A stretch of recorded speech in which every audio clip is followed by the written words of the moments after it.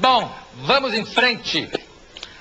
Ele conta a história de Cristo através do olhar de personagens coadjuvantes da história. Eu vou começar com Lamartine Pozzella. Vamos lá!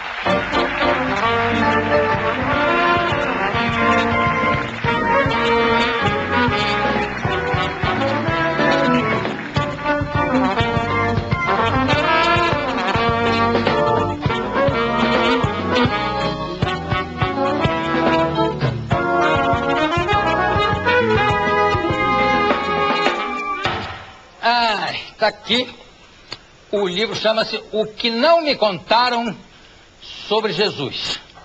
Se não te contaram, como é que você sabe? Lamartine Pozzella, editora M Books.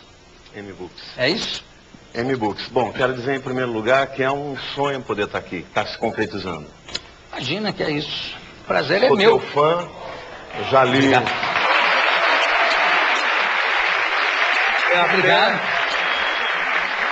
É até uma pretensão, né, vir aqui como escritor, porque Imagina você que é é um isso. baita de um escritor. Não começa. Não, eu não Vou ter que te mostrar o passarinho. Mas, é verdade, já muitas vezes desejei estar aqui, é realmente um privilégio. Admiro sua inteligência, seu humor. Obrigado. Você já realizou o seu sonho? Já está aqui, né? Então, muito obrigado pela presença. Obrigado. Bom, Jô, na verdade... Agora vamos falar um pouquinho da história. Como é que surgiu a ideia de mostrar um enfoque diferente da vida de Jesus? E qual é o ponto fundamental do livro? Olha, na verdade, Jesus como Filho de Deus, todo mundo sabe que ele é o Filho de Deus, mesmo aqueles que não creem, olham para Jesus como uma figura austera, né? Mas ele era um jovem de 30 anos. E cresceu numa sociedade muito austera, mas aos 30 anos ele resolveu botar uma mochila nas costas e com um monte de sonhos e um monte de vontade de transformar o mundo em que ele vivia, ele saiu tendo encontro com pessoas. Então esse é o propósito do livro. Ele viveu naquele tempo, encontrou pessoas e teve ideias completamente diferentes das ideias daquelas pessoas, dos religiosos, e ele certamente quebrou todos os preconceitos da época. Então, o propósito do livro é fazer com que os personagens secundários se tornassem personagens principais, para que as pessoas que lessem pudessem se sentir mais próximas de Jesus. Mas o que você chama de personagens secundários? Bom, todos os filmes que a gente vê, quando a gente lê a Bíblia, as pessoas que estão orbitando em torno de Jesus se tornam secundárias. É óbvio que ele é a figura principal. Não, sim, mas quer dizer, tem os discípulos, você considera os discípulos também como figuras secundárias? Eles não são protagonistas, eles são importantíssimos. Mas vai ter, por exemplo, o Judas não é o protagonista, mas é o antagonista, vamos dizer assim. Ele verdade.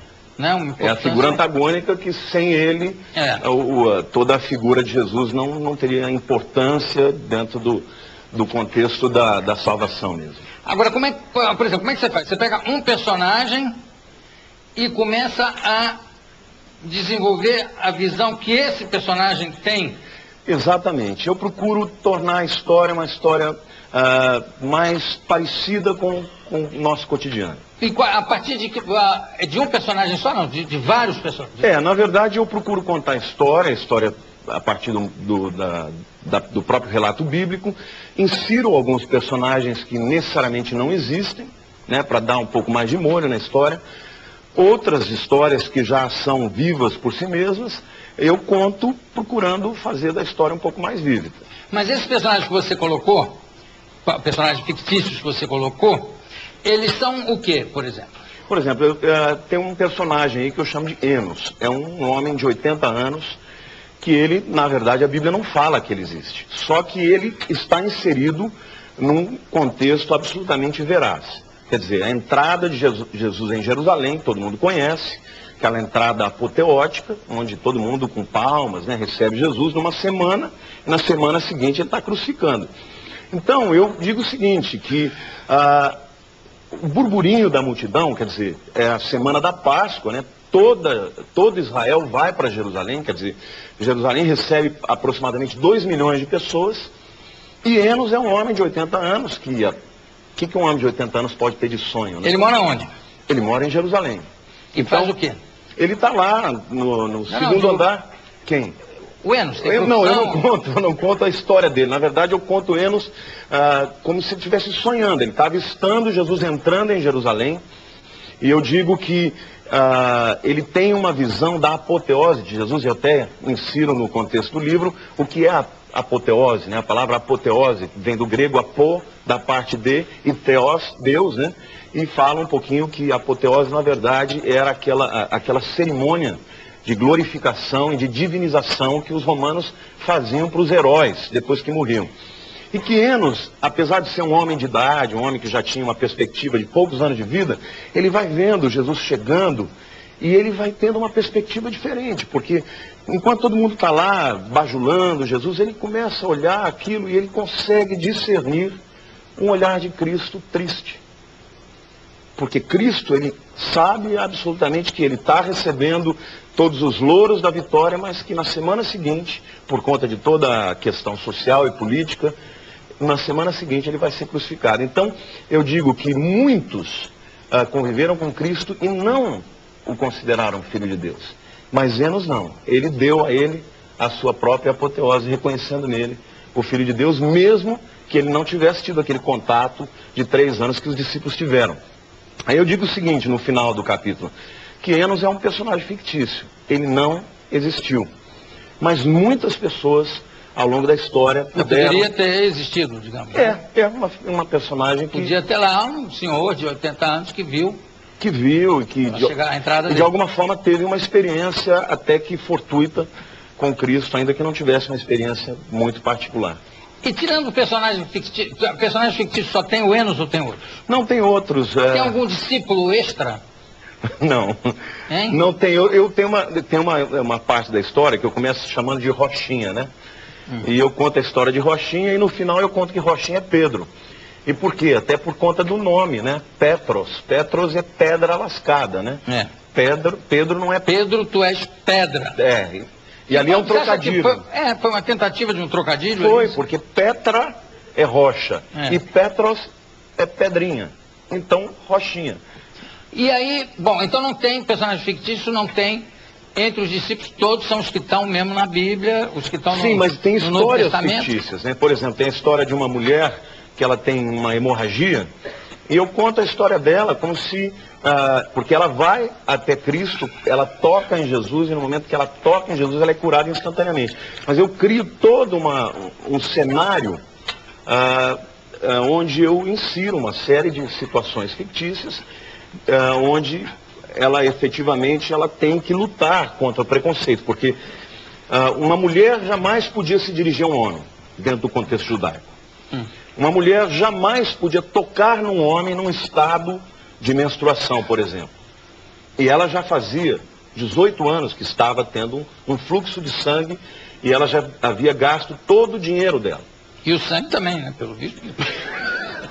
18 anos. Completamente, né? E naquele momento eu digo que ela teve que lutar contra os preconceitos, contra a dúvida, mas ela tinha que fazer uma opção entre vencer a turma, a multidão, e ficar livre do seu mal, né? E no momento em que ela toca, há uma situação interessante, porque os discípulos viram para ela, Jesus diz assim, alguém me tocou.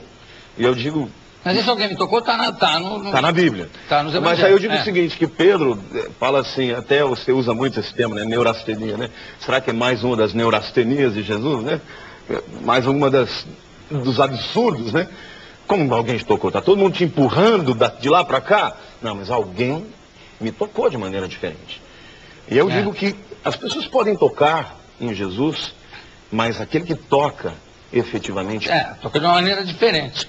E na sua versão, esse alguém me tocou, quem é que tocou? Batedor de carteira? Não, era... Não. Era um até porque quem estava com a carteira era o Judas, né? Ele era o próprio batedor de carteira. Cuidava das finanças. Daí o estranho, né, dele ter, se fosse por... Não teria por que ele vender por dinheiro, né? Exato. Aquilo era uma dúvida que dilacerava. Eu acho até que a Judas, de fato, quando ele chega para Jesus, Judas fazia parte de uma seita chamada Zelotes, né? Zelote vem de zelo, que é ciúme, né? Um ciúme exacerbado. E quando ele espera que Jesus assuma uma postura de guerrilheiro, efetivamente, Jesus fala, não, de revolucionário, eu não vou fazer isso. Né? Há aqueles que acreditam que essa é a razão pela qual Jesus teria sido rejeitado por Judas. Mas não pode ser também para provocar, para dizer, não, então eu vou entregar para ver finalmente instigar essa... Pode ser. Agora, a gente tem no telão umas coisas aqui que eu gostaria de ver com você. Uma é um texto grego, é isso? Deixa eu ver, Marcelo, põe lá. Ver se eu consigo enxergar daqui. É melhor eu olhar do lado de cá, porque ali ficou muito longe. Aqui atrás, é tudo em grego aqui? É? Olha para trás aqui, que fica mais fácil para você acompanhar. O que é isso? É um calendário? Não, esse é um texto bíblico. Eu quero até pedir desculpas, porque o programa é em inglês, não tem em português. Sim. Mas é um texto só para mostrar a importância. O Novo Testamento foi escrito no grego koiné. Koiné significa comum, não porque seja inferior ao grego clássico, mas porque nesta época o grego era falado tanto em Alexandria, no Egito, quanto em Corinto, na Grécia, quanto em Roma e quanto na Judéia. Aqui o texto diz o seguinte: eles acabaram de jantar e Jesus então disse para Simão Pedro: Jesus, filho de Jonas, tu me amas? Ali, lovest thou me, né? No grego em cima está agapas-me. Agapas, o amor agape, Jô, é um amor mais profundo. É um amor mais profundo. Mas é alimento também, né? O ágape também é comida. Alimento, sim, é um amor de quem dá, de quem nutre, é um amor profundo, né? Mais do que a estes. E aí então Pedro responde a ele. E ele disse: Senhor, tu conheces todas as coisas, eu te amo. Ali, I love thee, tá? Filo, de filantropia, é amor de amigo, tá? Então, essa pergunta Jesus faz 3 vezes. Na terceira vez, se você subir, por favor, lá, passa, por favor, para o versículo 16. Sobe mais. No segundo versículo, Jesus perguntou a Deuteron, né, segunda vez, Simão, filho de Jonas, tu me amas? Mesma pergunta. Mesma pergunta. Usou da mesma forma, amas com amor agape. E ele respondeu da mesma forma com amor filéu, que é amor de amigo. A tradução para filéu é eu gosto de você. Pode tirar, Marcelo. Na terceira vez, João, Jesus muda o verbo. E ele pergunta assim: Simão, você gosta de mim? E aí então Simão se entristece. No texto em português, no inglês... Se entristece ou fica irritado? Porque não, o texto Pedro fala de entristece. Irritava muito. Né? Mas ali, é no primeiro encontro que Jesus teve com Pedro depois da ressurreição.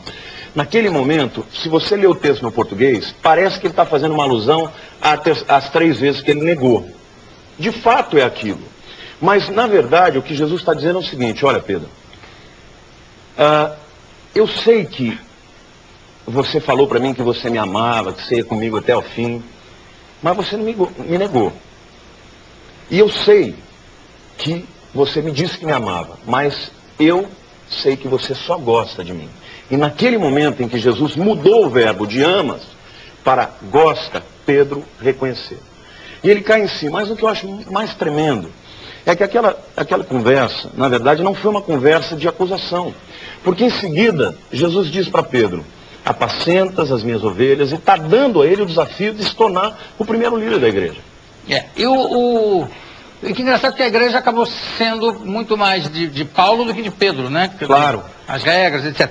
Agora, você não acha que o que eu acho maravilhoso é que Jesus tinha uma paciência enorme, porque ele andava com 12 pessoas que eram muito primárias, de certa forma, né? Mas muito sensíveis, que também é bonito esses homens reconhecerem nele o Filho de Deus, de repente, né? Mas ele tinha que ter uma paciência imensa, por isso que às vezes ele se irrita. Eu acho que essa com toda razão, né?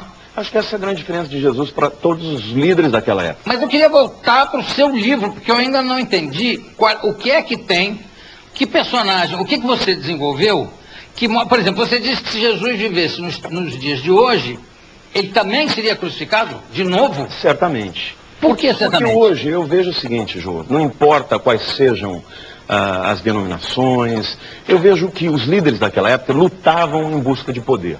Poder político através da religião. Eu não vejo que tenha mudado muito isso. As brigas, as guerras que acontecem em nome de Deus, em nome de religião, em nome de fé, Tem até um capítulo que eu falo do samaritano, né? Porque a Samaria ficava entre a Judéia e a Galiléia.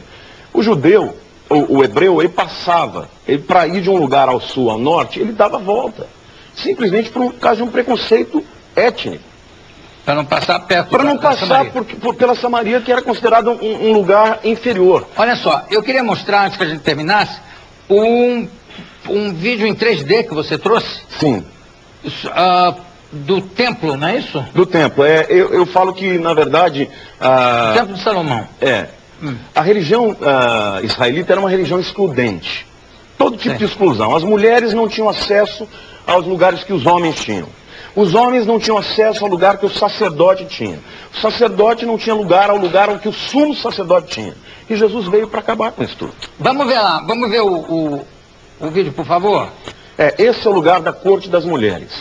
Aí é onde Jesus teve aquela oportunidade, onde aquela mulher adúltera foi trazida pelos líderes religiosos.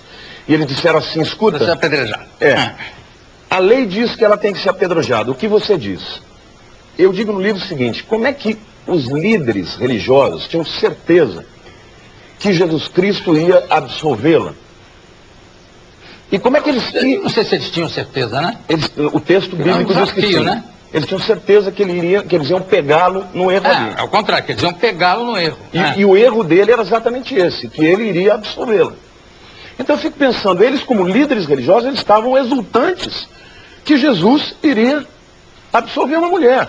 Vamos lá, vamos passando para dar tempo de ver a corte das mulheres, então depois passava por aquele pórtico, entrava na corte dos israelitas, e aí entrava neste lugar, que era o lugar santo, que entrava um sacerdote para fazer oficiar todos os sacrifícios, e depois daquela cortina ia para o Santo dos Santos, que era o lugar mais santíssimo.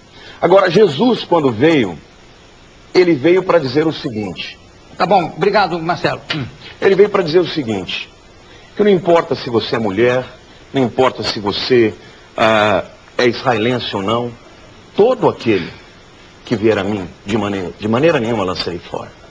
Eu acho que isso que é a coisa mais tremenda, um jovem de 30 anos, que veio a esse mundo para aproximar os homens, para acabar com as diferenças. E quando ele, depois que ele foi embora, que ele ressuscitou, os próprios discípulos tinham dificuldade de entender isso. E foi por causa disso que o apóstolo Paulo se tornou o grande apóstolo de todos, porque ele foi pregar aos gentios. Foi ele que levou o evangelho para todas as outras nações. Aliás, gentio significa etnos, aí etnias, as nações, né? Bom, eu conversei aqui com o Lamartine Pozella, que está lançando O Que Não Me Contaram Sobre Jesus pela M-Books. Lamartine, muito obrigado pela sua presença. Prazer foi meu, Daqui a pouco a gente volta. Obrigado, querido. Muito bom.